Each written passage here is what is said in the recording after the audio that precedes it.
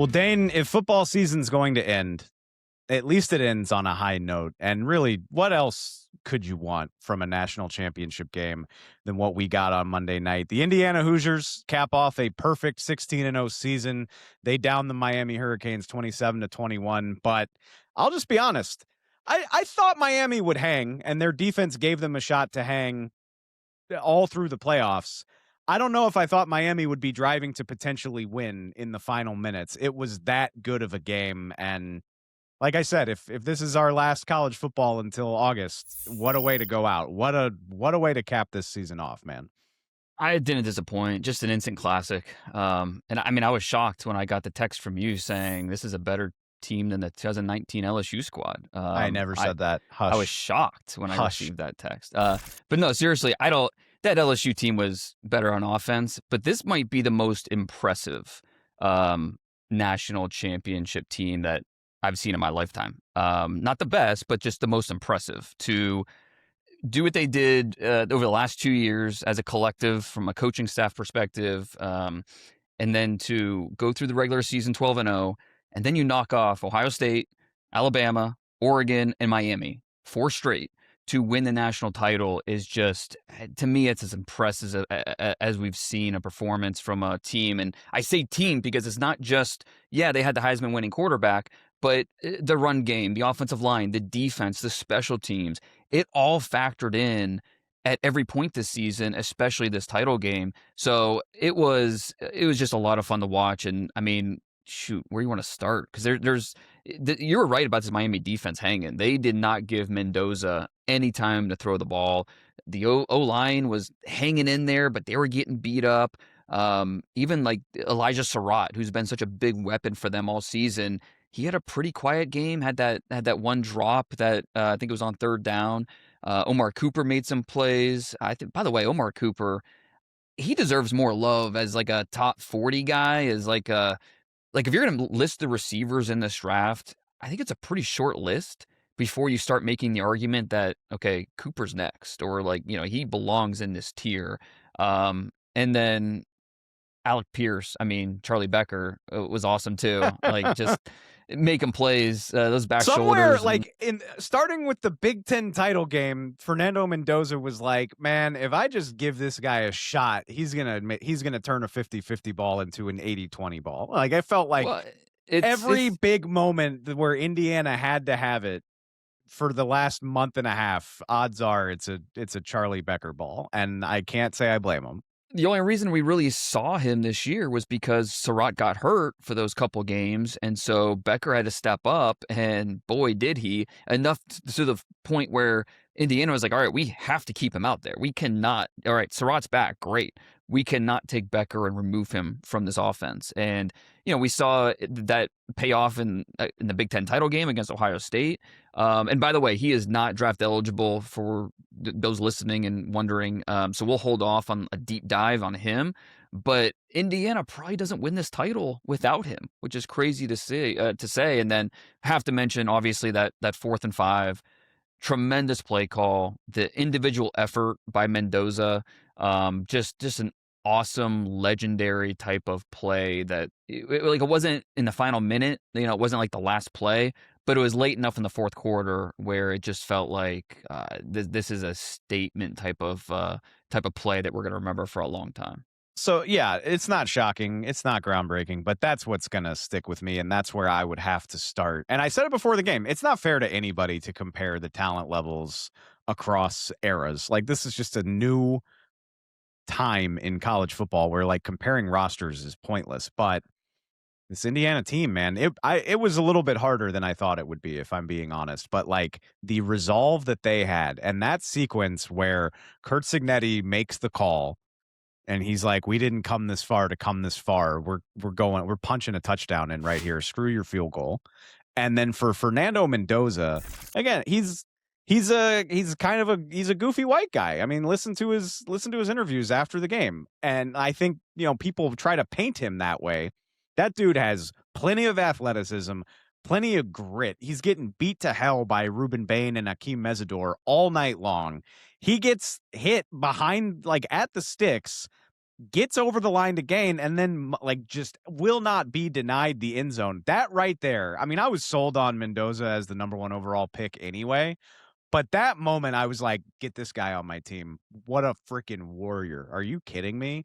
And I think the other thing too is just this game, it really felt like everybody, and for our purposes, like for the NFL purposes, everybody on both sides of the ball gave such a good accounting of themselves. Like, it's not a situation where you're like, "Oh, what happened with him? Where was his head at? Like, why didn't he play better on this stage?" Like Mendoza, I know the stats are not impressive, but for the duress that he was under, I thought he was nails. You already talked plenty about the Indiana receivers. The Miami pass rushers gave them a shot to win this game. They were outstanding. I fell in love with D'Angelo Pons all over again. I mean, I saw your tweet on Monday night. Like, yeah, he's going to measure in every inch of 5'8", and I do not give a shit. I mean, I'm sure it'll affect his draft stock, but get that guy on my team. If a 5'8" corner is laying hits like that in the national championship game of college football, I thought all of the principal parties to this game really just left it out left it on the field on the winning and losing side, and it was really fun.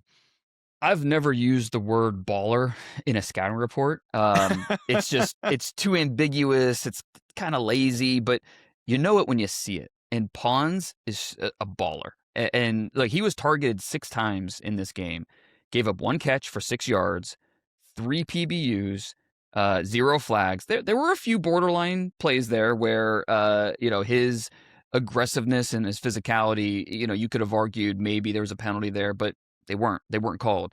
This is just a good football player. And so I'm not saying you completely overlook the size and just draft him top 15, top 20, but there's a case to be made why he should be a top 50 type of player. And he played a lot of nickel in high school, and in college he's been mostly an outside guy, but he has the ingredients, the toughness and the physicality to play that nickel position. So the same way we talked about Mikey Sainristil still as a prospect, it's similar with this guy. He belongs somewhere in that second round. He's going to run fast. I mean, he was a 10-4 100-meter guy, so he's going to run fast at the combine.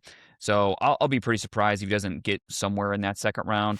And then I'm glad you mentioned just the toughness of Mendoza, because that's something that it sticks with you when you watch him. And this goes back really all season. The Big Ten title game, Ohio State, the first play from scrimmage was him just getting knocked out by Caden Curry. And he had to leave the field. We didn't know if we would see him again. He misses 1 play. That's it. And he's back out there and is playing at a high level. So the toughness that he plays with, how unflappable he is, the poise, even though we knew what the Miami game plan was going to be in this one. It wasn't hard to figure out. It's just pressure. Whether it's simulated pressures, it's we're going to move Mesidor and Bain to different parts of that defensive line. Sometimes they were on the same side, and it's like, all right, stop it. And the offensive line, for the most part, held up just enough, but Mendoza got hit plenty. So the toughness that he showed to bounce back every single play, pretty impressive. I completely forgot. He converted. Yeah, that was one of the Becker balls was a 4th down on the same drive where he scores the touchdown. So just clutch moment after clutch moment. Tom Brady and Mark Davis and John Spytek of the Las Vegas Raiders were all in attendance for that. Nothing is for certain in this crazy world, but I would just be shocked if they don't already have his name at least in pencil on the draft slip until future notice. So I after the game, we had to do like a quick reaction on The Athletic, and the question that I had to answer was, is there any doubt about who's going to be the number 1 overall pick, or who are the other contenders for the number 1 overall pick? And my answer was pretty simple, and it's like Mendoza is going to be the number 1 pick. Next question. Like, this is if it's not by the Raiders, if for whatever reason the Raiders are not sold or they believe that Mendoza is not their guy, they're trading the pick, because there will be plenty of other teams lining up with an offer to move up to number 1 to take the quarterback. And like, that's not to say Mendoza is perfect, or I don't think he's on the same level as Joe Burrow when he was coming out. I don't think he's on the same level as Drake May and Caleb Williams as prospects when they were coming out. But he's going to be a starter in this league for a long time, and he's got all the ingredients that you want for someone that's going to be productive and win you football games. Agree with that. And yeah, thinking back over the last 5 or 6 years, Burrow, Trevor Lawrence, the 2024 guys, like certainly Mendoza is not like a rare, I don't even want to say the G word. I'm done with the word generational, but he's certainly not that. But I think people get stuck in this mindset of, well, if he's not that, then he's not worth taking number 1 overall. Crazy. And like for all of his warts, and I know that he changed teams, but like Jared Goff has proven to be firmly worth the number 1 overall pick in the draft where he was taken. I mean, and so I think people get so hung up looking for Patrick Mahomes, and I understand why, but I think this game cemented my opinion that this guy is very, very deserving of being the number 1 overall pick. It's not just because this is an underwhelming top 10 or an underwhelming quarterback class. Like, he very much deserves to be drafted that highly and spoken of that way. And I think Monday night showed that off. And yeah, somebody asked me before the game, like, oh, would the Raiders trade away from Mendoza? And like I said, nothing is guaranteed, but I'm pretty confident they won't be able to talk themselves into doing that. Like, I think he is a good enough prospect that whatever the haul is, it's probably not worth it if this guy's got a shot to be your starter for 6 to 10 years. Yep. And yeah, I received some pushback when I maybe a week or two ago, I tweeted that if the Raiders believe he's going to be a top 15 quarterback in the NFL, you draft him. And people kind of push back like, oh, top 15 for a number 1 overall pick? Like, he should be a top 5. Like, that's just not how it works. If you make a list of the top 15 quarterbacks in the NFL right now, and if Mendoza ends up somewhere in like that 10 to 15 range, that's what you want. That's exactly what you're looking for, because he's going to help you compete for the division, go to the playoffs, and then we're seeing in the playoffs right now. Once you get in, it's just about winning one game after another, and Mendoza has that in him to lead a team to that point. Yeah, I think just another example of the best quarterbacks in the NFL breaking people's brains about what is a fair expectation. Yes. All right, a couple more things to talk about coming out of the national title game. A tough loss for Miami. They were right there at the end. Obviously, we haven't mentioned it. Carson Beck throws an interception with a chance to lead the Hurricanes down for the game-winning touchdown in the final minutes. But even with the interception, this was such a good accounting of themselves by the Miami Hurricanes. What a run by them, first of all. And then, again, I counted like upward of half a dozen guys playing in this game where I was like, yes, I put this player on my favorite team, please. That would be nice. Yeah, and I mean, we'll just start with Carson Beck. And he, for the most part, played a pretty clean game up until the end. And so much of the strategy was to lean on the run game, which credit to Indiana's defense for the way they stepped up for most of the game, shutting down. And just a yard felt hard for Mark Fletcher and that Miami offense. But you look at Carson Beck, the last 2 years, there are, I think, just he's second in all of college football with 24 interceptions. So not a list you want to be on. And his experience, he started 43 games in college. He's lost only 6 games, which is a pretty crazy resume to be, 37-6 over your 3 years as a starter. But in those 6 losses, he had a total of 14 turnovers, including last night, and that game clinching interception by Indiana under a minute left. And so that's kind of what I think is going to limit him in the NFL. He has NFL size. He's accurate when he's in rhythm. He can buy a little bit of time, but the poise really breaks down when he's pressured. And there are just going to be a handful of throws every game that he wants back. So I think that's what kind of relegates him to backup status and maybe spot starter. But I mean, credit to, it's a 16-game schedule for them. It's hard. But credit to Carson Beck for, getting 3 wins in the playoffs. Like that was not easy to do, especially against those opponents. I am really intrigued by where the Rueben Bain discourse goes from here, because we've outlined it before. He was runaway top 10 pick early in the season. Phenomenal year for Miami. I mean, this Miami pass rush is why they were within a minute of winning the national championship, in my opinion. And as we've gone through the season, we've talked about it. You know, not all NFL front offices are going to view him the same. Where does he play at the NFL level? What does that mean for his ceiling? I continue to be so impressed by this guy. And like, if you tell me he's not going to be drafted in the top 10 pick, I believe you, but I don't know how much longer I'm willing to wait after that. I'm so impressed by the violence that he plays with, and he's a well-rounded player too. Like, he was phenomenal against the run in this game. Yeah. He's a better run And defender, in my so opinion. But yeah. I like I said, I get it if he's not a slam dunk top 10 prospect, but I just have a hard time believing he's going to have to wait that long to hear his name called. I agree. I mean, and I think most of the discourse from scouts and from others, like he was awesome against Notre Dame in the opener, and then from like game and the 10 games after that opener, he had like I think 4 sacks maybe. So like he was just there were times, especially in the losses, SMU, Louisville, you just didn't feel him out there. He wasn't making a big impact, and so I think that's where most of the discourse came from. But then once we got to the playoffs, it was like, okay, this guy is a one-man wrecking crew. You could not slow him down. So I buzzed through the tape this morning from the national title game, and the defensive line was just fantastic. Bain, most of his impactful plays came in the run game. He was dominant, just stacking the point, making stops.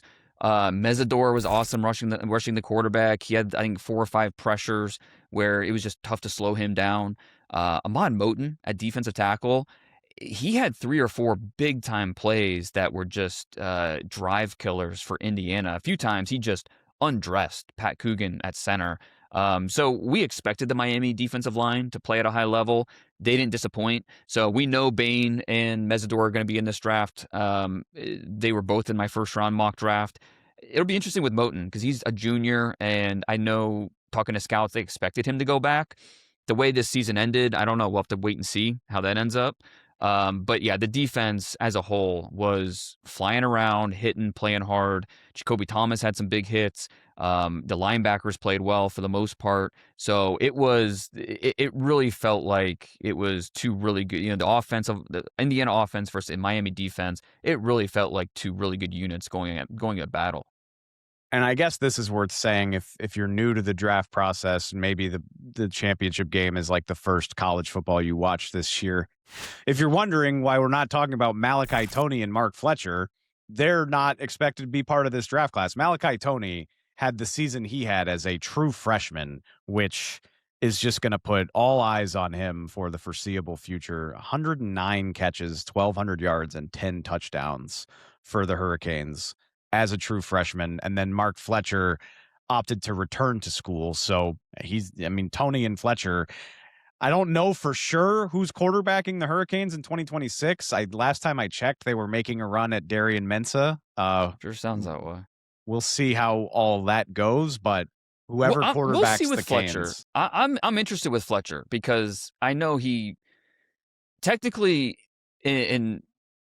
so just for people that don't understand the deadline for underclassmen, it was last week, except for the 2 teams, it's Indiana, extended Miami. for the teams playing in the title game, yeah. Right. So, by the time you listen to this, there might be news on that front. But, Mark Fletcher, he is draft eligible, so there's a chance he could come out. We'll see. I mean, watching him, he looked like, I don't know, 75% of like a Derrick Henry type. Like, just he could run off tackle. He could tilt the field, get downhill. If you're a safety, the last thing you want is Fletcher picking up speed and running right at you. So, that he was such a big part of that offense. And yeah, it feels like he's one of the rare bigger backs that's going to translate well to the NFL. Interesting night for Mark Fletcher. He obviously, he had a phenomenal game. He did mix it up with some Indiana players after the final whistle. So if he does decide to go pro, I'm sure I'm sure that'll all be talking points with NFL decision makers if he gets to that point. As of right now, he is supposed to be headed back to Miami, but you're right. We'll see how that ages moving forward. I think that's just about everything, but man, I am curious too, because everybody's favorite thing to do. Dane, you know how this goes. As soon as the draft's over, everybody wants you to do a mock draft. And so obviously everybody's got to put out their way too early top 25s for next year. And I'm so fascinated where these teams go from here. Like I said, we'll see what Miami does about their quarterbacks. But I was looking through it this morning and I forgot, because so much has happened, Kurt Cignetti's got Josh Hoover coming from TCU to play quarterback for him in 2026, which if I was an Indiana fan, that would excite me a lot. I think Josh Hoover's got a lot of juice. So I don't think the Hoosiers are going anywhere, man. No, and I mean the transfer portal and just the way things work now, Indiana was able to reload in a lot of key positions. Nick Marsh, the transfer from Michigan State, wide receiver, really good player. A few others. So I think there's a lot of unknown. Like Texas is going to be up there when you consider. We hit on this last episode too, with just Arch Manning and Gooseby at left tackle, the running backs they brought in, the receivers they have, the reload on defense. So Texas will be up there. Ohio State will be up there. Who from the SEC? Who else from the SEC? Alabama's taking a little bit of stumble. What do they look like next year? LSU is going to have a brand new roster with obviously a new coaching staff. So what does that look like? There's going to be a lot of uncertainty with, as we go into next college football season. But it's just kind of the new normal, I guess. But I think you're right. Indiana not going anywhere. They should be ranked as a top 5 team going into next year, even though they are going to lose a lot, which is not uncommon. I mean, we saw, 2 years ago, Michigan won the national title and lost a lot of dudes and had double-digit draft picks the next year. Ohio State, same thing, won the national title last year, and then in the spring, double-digit draft picks. Indiana's following suit. They're going to have double-digit draft picks this upcoming year, which is kind of crazy for this Hoosier program that has never been known as a producer of NFL talent. But a lot changed this year for that program. And so much has happened over the last week.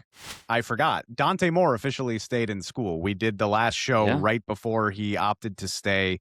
We laid all of that out in the last episode. So if you want to go hear our Dante Moore thoughts, I don't think his decision really changes them that much. But Dante Moore staying for 2026. So there'll be plenty of hype around the Oregon Ducks, the Texas Longhorns as well, for all the reasons you just laid out. I think those two might be at the top of the heap when you're talking about preseason expectations and the hype that goes with them and all that good stuff. But that does it for the 2025 college football season, which it's a little sad, Dane, but not that sad, because now it just means we can jump right into the 2026 draft cycle. There's just no time to even feel sadness because there's too much work to do, right? I mean, the Shrine game coming up here this week, then the Senior Bowl, and then a lot of combine prep. And so, we're gonna be hitting the ground running here over the next few weeks. And you're gonna be super busy with the Super Bowl going on, but we'll have it all covered. Speaking of busy, speaking of hitting the ground running, Eric Galko of the East-West Shrine Bowl, I mean, he is in the process of getting his game together right after the national title game, and we're going to talk to him. We've said forever that the NFL draft is a 365-day-a-year business, but as we were joined here by the Director of Football Operations and Player Personnel of the East-West Shrine Bowl, Eric Galko. Eric, it feels more true than ever, considering we're talking to you 12 hours after the conclusion of the final college football game of the year, and I'm sure you're one of the busiest guys in the industry trying to organize everything for the start of Shrine Bowl practice right now with the latest guys coming off of their season on Monday night. Yeah, it was a great game to watch, and I think like most people, this college season probably goes a bit longer than it needs to, and hopefully it fixes that schedule for the future too, but no doubt I think we had 7 or 8 guys that are playing in that championship game coming to the Shrine Bowl this week as well too, so watching those guys perform their last college game was awesome to watch too, but now it's kind of officially on the draft season. It kicks off with the Shrine Bowl. So is this your 5th year doing this now, I think, right? Make me feel old. I think it is my 5th year. That's crazy. I mean, I remember when you called me and told me that you were going to take over this role and all the ideas you had. And just to make a better process for scouts, for teams, for the players. Just give the listeners an idea of the Shrine Bowl and how it's evolved over the last 5 years since it's been under your leadership. Yeah, I mean, for one, we wanted to have the best players possible at the Shrine Bowl, right? The Shrine Bowl back when it just started this is the 101st year of the Shrine Bowl, which is crazy. The only bowl game older than this is the Rose Bowl. So it has great history. And for much of the 100 years, it was the creme de la creme of the All-Star game, of the offseason, of the NFL process. And I want to bring that back. And that starts with having great players. And taking care of players is the focus, right? We have the NFL facility, the Dallas Cowboys facility, great resources, making sure our guys are taken care of. And our interview process is great and have a great player experience. But one thing else I wanted to do is because of my background and working at the XFL and that kind of innovation part of my career kind of translate over here as well, and being from the media and from the outside of NFL teams as well, is I wanted to have this event be more than just players practicing and playing in a game, right? So we have the hospital piece of it. We also have last year we had our Wilson throwing session, which is kind of a pro day of sorts for NFL, the teams to evaluate our quarterbacks. This year we have a brand new analytics competition, not unlike the Big Data Bowl as well, for NFL teams to be at as well. So I love the fact that we've got great access to players, but also new things every year that teams are looking forward to besides just the players in the field too. So this year we should have a new record number of draft picks. We've had a new record of draft picks every year since I've been here, but I think we've got a better event overall this year, and I'm really excited about it. Of course, Jerry's facility at the Dallas Cowboys at the Star is pretty darn good too. I think off the top of my head, people would mention that Brock Purdy played in this game a few years ago. And obviously, when a Shrine Bowl guy goes on to a career like Brock's, that's going to stand out. Is it Brock Purdy, or is there another moment over the last 5 years where you've kind of seen it click and some momentum start to build for getting a higher caliber of player, draftable caliber players, and really seeing this jump onto the map more than maybe it was in the past? I think it's one of those things where it happens all at once over the course of a long period of time, right? And one of the cool things, which I always believed when we did this, a couple of years ago, and I told the Shriners Children's Hospital, hey, if we're going to have a great event, it's got to start with our player experience, is that every year players tell their teammates, hey, the Shrine Bowl was better than other All-Star games. Hey, the Shrine Bowl took care of me. Hey, Eric took care of me, and I do stuff before, during, and after the event to help these guys as well, too. That's been a big part of it. So certainly there are some guys, whether it's Tyquan Thornton, who ended up being, my first year was a top 50 pick from the Shrine Bowl, right? And him being a guy that we had that chose the Shrine Bowl, having more and more players choose the Shrine Bowl as their all-star game of choice, having NFL teams see great value in our interview process. We've got over 25. I think we're going to have like 27, 28 GMs here and multiple head coaches. Like, they're here because of the talent, but also because they know that this week is really worthwhile. So I think for everybody, I always focus on the event because I can control the event. I can't always control what 21, 22-year-olds do in the draft process. So I think for me, it's doing things, hopefully, knock on wood, the right way, and also having teammates and agents see that, hey, the Shrine Bowl is going to take care of our guys. We've done this for 4 years. We've never had a player missed the NFL Combine testing because of an injury at the Shrine Bowl. Like, all of our guys leave the Shrine Bowl healthy. That's luck. Hopefully I'm not jinxing myself on this podcast, but I think also for sure it's how we take care of players. So it's been, again, all of a sudden over 5 years, it's happened where players more and more are seeing the value of this compared to other All-Star events.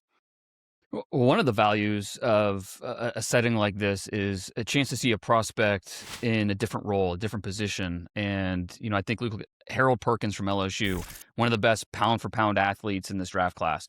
What's his role in the NFL and how's that going to play out this week? Or Brian Parker from Duke, who was a college tackle, but at least in my opinion, I think his future is going to be inside in the NFL, probably at center. So do you think we're going to see a chance to see some of these players in those different roles to give them a chance to shine and also give teams an opportunity to see them in a different position? Yeah, work with all of our players before they get here, because my job, I believe, is player first and kind of NFL teams second, close second, but players first, because I want guys to be in positions to be successful, right? I don't want a guy playing left tackle if he's never played there before and he's going to look bad in practice. But certainly some of these guys are versatile prospects and they know that and they want to show it, right? For Harold Perkins, the question for him is going to be, are you a tweener? Are you a neither, or are you a both, is what I always say, right? So tweener being between two spots, a neither being played both in college, can't do it. I think Harrell's going to show that he can play off-ball linebacker in coverage and 9-on-7 drills and the run fits, but also as an edge rusher off the edge. And you'll see him in one-on-ones and O-line, D-line. You'll see him play linebacker and matchup coverage all week long as well, too. I think Harold Perkins and a couple guys on our roster, these were guys that were in first-round mock draft before the season in their college career. These guys didn't get worse. Situations may have changed in their college defense or offense. I think Harold's one of those guys that he may leave the Shrine Bowl week in the NFL Combine being, we can get Harold Perkins in the top 50. Like, we got to go do that, right? So I think he's a guy that'll do a lot of those different things. And then Brian Parker, he'll play some roles inside. Certainly he'll play some center this week as well as guard as well. The NFL teams want to see him play really all 5 positions. And talking to Brian, he's super confident he can do it. Really appreciate you asking about Perkins, Dane, so I don't look like a homer. Thank you. Eric, one thing that really made my eyebrows perk up while I was getting ready to talk to you is you were making practice film available from these practices, which is incredible, by the way. Just like thinking about where things have come since Dane and I started doing this. I mean, it's night and day, doesn't even do it justice. So my question for you, I get it if you don't want to play favorites, but if I'm flipping on practice tape, which of these units, which of these groups is like A1? Like, where should I start? Which are you most excited about? I think O-line, D-line is always everyone's favorite. I feel it's really tangible there. And I think as across this whole draft class, really, I think our roster reflects what the whole draft class looks like, where the D-tackle and edge rusher especially are going to be loaded across this class. And one guy, talk NFL teams, I'll give my cop out, the NFL team said this, not my opinion, that they're really excited to see is Malachi Lawrence at UCF. A lot of our edge rushers, I believe every single one of them was a first-wave NFL Combine invite. Maybe one is going to be a second wave guy, but that means NFL teams like 20 plus said this guy is a draft pick, this guy we wanted the Combine.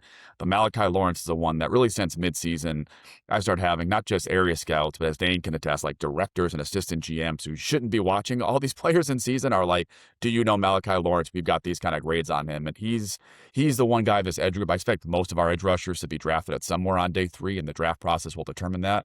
But he's the one that if you told me he bumps up quite a bit his grade from the Shrine Bowl week, I would not be surprised at all. NFL teams are excited about him. He's long, he's athletic, he produced this year, he finishes in the backfield at a really high level. He's got that wingspan to finish when he generates pressure. I think NFL teams think this guy could rise up to be a starting level player in the NFL. But definitely our edge rushers and defensive line per NFL teams, per the NFL Combine, are probably our strongest group as a whole. Man, there's a lot of reasons I'm excited to get down to Frisco. I mean, Rudy's breakfast tacos are up there. But maybe the only thing higher is to see Darrell Jackson up close, sticking with the defensive line. This guy is 6'5", 340, 11-inch hands, over 35-inch arms. He might be the best player or the highest drafted prospect from this game this year. Who else are we talking about as potential top 50, top 75, top 100 guys that will be on the field this week? Yeah, I think maybe, where they get drafted, I think Damon Claiborne will be one of, if not the highest, I should be the highest senior running back draft in this year's draft class. I think he could go fairly early in the top 100 picks. Jack Endries at tight end will be the top tight end in the All-Star game comfortably. He's going to be a guy that I think could rise to be one of the best 3 or 4 tight ends in this draft class. But I think DeMonte Capehart, Darrell Jackson are 2 guys that, again, similar to Harold Perkins, you can Google their name in first-round mock drafts the last couple of years. Those guys were both in there. I think both those guys have immense talent that maybe the season and the defensive scheme or whatever it was didn't always highlight those guys. But those are 2 guys, Capehart, Darrell Jackson. I mentioned Jack Endries, Harold Perkins. All those guys I think have a great chance to be not only top 100 picks, that may already be kind of in the works and a good chance to be, but to your point, those top 50 picks. And I think this year across the draft class, especially at D-tackle, it's a really strong group. In the junior class that may be coming out, in the senior class, and certainly for the Shrine Bowl week all week long too. Those 2 guys have a chance to kind of reassert themselves as the top 50 picks, top maybe even first round level talents that they have been in their college career. Dane and I, as you might guess, have talked a lot about Dante Moore and Kenyon Sadiq on this show. I do feel like Oregon's receivers have gone under-discussed. And again, my eyebrows went up when I saw Malik Benson on your roster. What can you tell me about him? And maybe, you got a ton of very intriguing receivers on this roster. Just overall, what do you think of the group?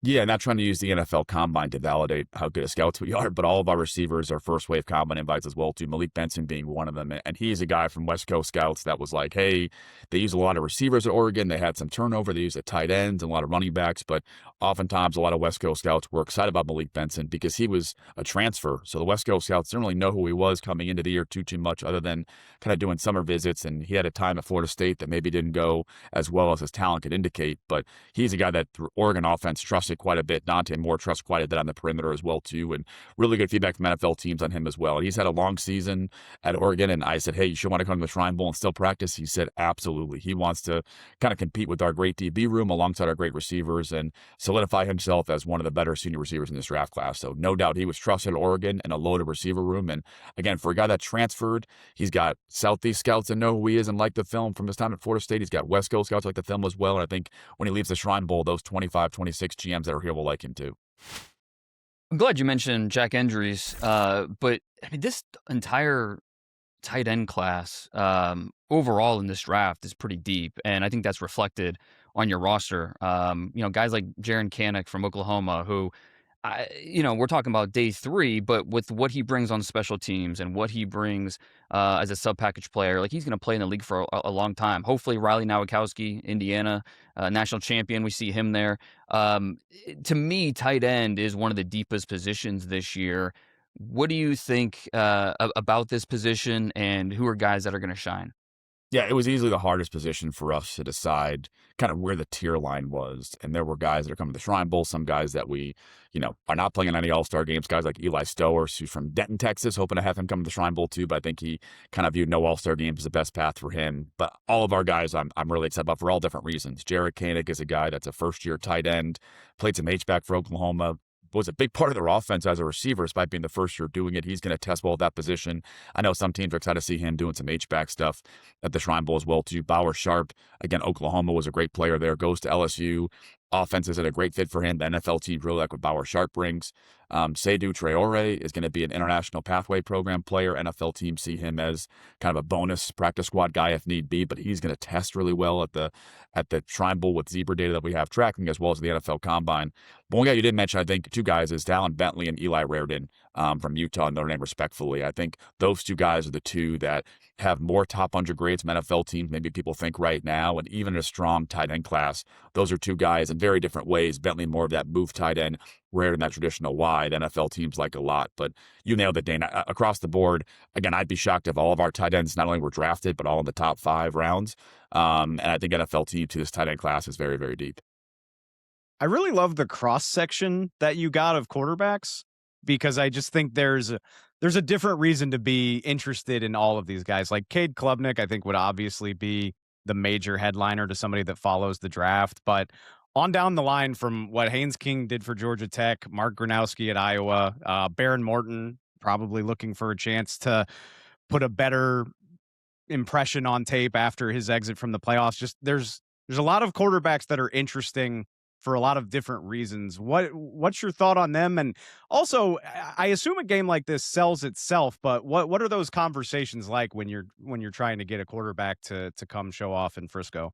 Yeah, I love talking to quarterbacks because they always are really thoughtful about what this event week's going to look like for them and what matters, right? They ask great questions. And I think for Cade Klubnik, it's about reminding NFL teams why he was a first overall pick projected guy coming in the year for some people, or at least a top 2-round guy for NFL teams. And I'm sure, as you guys well know, this quarterback class is searching for that QB3 in this year's class. And I think Cade will lead the Shrine Bowl having a good argument for it as well, too. Because, again, these guys, I always tell people, these guys don't get worse. Situations change, maybe a bad season, but he's not a lesser player because of, a season that happened this year as well. I think Cade actually had a pretty tough season as well, and played tough, I should say, in the way he performed throughout the kind of adversity of the season. But beyond him, Mark Gronowski and Haynes King both give me kind of the sense of a little bit what Brock Purdy offered when he talked to NFL teams. What I think a lot of NFL teams will tell you is that Brock was a guy that if he was going to be your third quarterback, he was going to get your team ready for game week and be a great guy in that room. If he was the backup, he'll help your starter get ready. But if he had to play a couple snaps, he'd be ready. If he's your starter, it's not going to be too big for him. Both Haynes King and Mark Gronowski. I mean, Gronowski started 40-plus games in college. Haynes King, I think he won a couple of awards this year as a leader and a quarterback. Like, those two guys are going to be great in any quarterback room, any role, but they are not going to be scared of the moment as well, too. And they've been training here in Frisco. I saw them the other day. They both look outstanding. One guy you didn't mention, who I know a lot of NFL teams are really excited about, is Joe Fagnano from UConn. He's one of the 4 or 5 guys on this roster that we knew about and we liked. But again, I'm getting directors calling me, hey, is this guy from UConn on your radar? And, he's a 6-year player at UConn. He had injury history. It's why he's kind of a 6-year player at UConn. It's because he got banged up across his time at Maine and then at UConn. But reminds a lot of NFL teams of Aiden O'Connell. And in my opinion, one of the best, if not the best, play progressor, maybe outside of Fernando Mendoza, play progressor in this entire draft class. That's really his secret power as well, too. So I expect not only Cade, Barron Morton, Haynes King, Mark Gronowski, Fagnano, all to be drafted, but I think NFL teams will see these guys as quality backups they can trust and guys that can start from them if they need be as well. All those guys should have a great chance to improve at the Shrine Bowl this week. Yeah, it's a good shout because watching Skylar Bell, the receiver from UConn, who's just fantastic, you can't help but also notice the quarterback. But, okay, last one for me. Yeah. You think about last year and Craig Woodson and what he's doing for the Patriots this year and, Krosky Merritt, what he did for the Commanders this year as a rookie. Who's going to be maybe 1 or 2 guys that are going to be probably day 3 picks, but come in and help their team from day 1? And obviously I know it's, opportunity dependent and, have to land in the right place. But who are a few of the day 3 players this year that you think could make a pretty immediate impact with where they end up next year? Yeah, I'll say my pick for this year is Ja'Cory Krosky Merritt, because that's a tough ask. I used to get the question of who's this year's Brock Purdy. I think people have kind of realized that Brock's going to be a 1 of 1, but Krosky Merritt may be the same. But for Krosky Merritt, I'll say Chris Hilton of LSU. This is a guy that myself, NFL teams, been following for many years at LSU. So much so that even after a season of just, 10, 11 catches, got a first-wave combine invite. No doubt NFL teams want to see him at the combine. And in Indianapolis, if you told me the over-under was 4.30, I'm taking the under. Like, he's going to fly at the combine. But he didn't get a chance to showcase his ability as a receiver this year at LSU's offense because they had a lot of guys and just didn't work out for him in that offense. But I think he's going to come to the Shrine Bowl and remind NFL teams why they were so bullish the last couple of years on him. So, again, unlike Krosky Merritt, he played this season. But I think for Chris Hilton, the draft process to get really defined who he is as a prospect. And I think he'll go before the 7th round like Krosky Merritt did, but could have a similar impact where a team gets this guy in the 6th, 7th round. And by week 1 of NFL training camp, he's projected to be, in the rotation. And then for Craig Woodson, I'll go to DB as well. And a guy who's kind of a DB linebacker hybrid. One of these guys we'll see a couple different spots. Cole Wisniewski of Texas Tech. Had a great college career at North Dakota State where he played linebacker, then he played safety, goes to Texas Tech defense, fits in nicely, benefited greatly, he'll even tell you, from an awesome pass rush in that defense where he can kind of be a little more free safety and move around a little bit, but truly a versatile player. He's going to test well and showcase he has that range, but I think he might be a guy that will still end up being an early day 3 pick like Greg Woodson, maybe a late day 2 guy, but I think he'll fit in NFL defense right away and be kind of this linebacker safety, play some nickel matchup as well too, and be a real chess piece for a defense right away as a rookie as well. So those are my 2 picks, I think, for the Krosky Merritt and Craig Woodson Award. We'll give it to Chris Hilton and Cole Wisniewski before the event.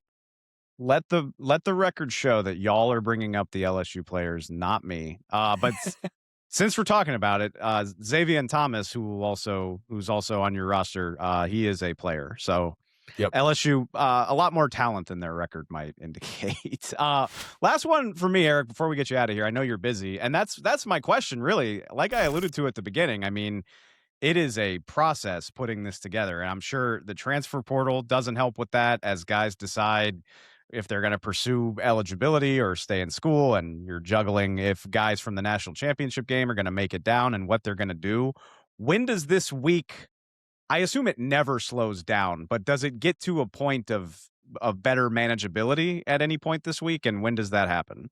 Hey, it's a lot going on. I love it. I joke and I joke, but I mean when I say it, is that I got a chance to work with and help 130 players every year navigate the draft process. I joke that I get 130 clients if I'm an agent every year as well too, and I still talk to many players from my first Shrine Bowl all the time too. So it's stressful, it's a lot, but like these guys come to the Shrine Bowl, they see that they're nervous, they're excited, all these kind of different emotions too. And I get to play this really cool role of being kind of the doorway to the NFL for these guys. So as stressful as it gets sometimes, I'm very thankful to have NFL personnel relying on us at the Shrine Bowl to kind of help them in the draft process, help these players. I would say the coolest part when things kind of slow down is in the back end of the week for us when, practice, our Monday practice is going to be a walkthrough.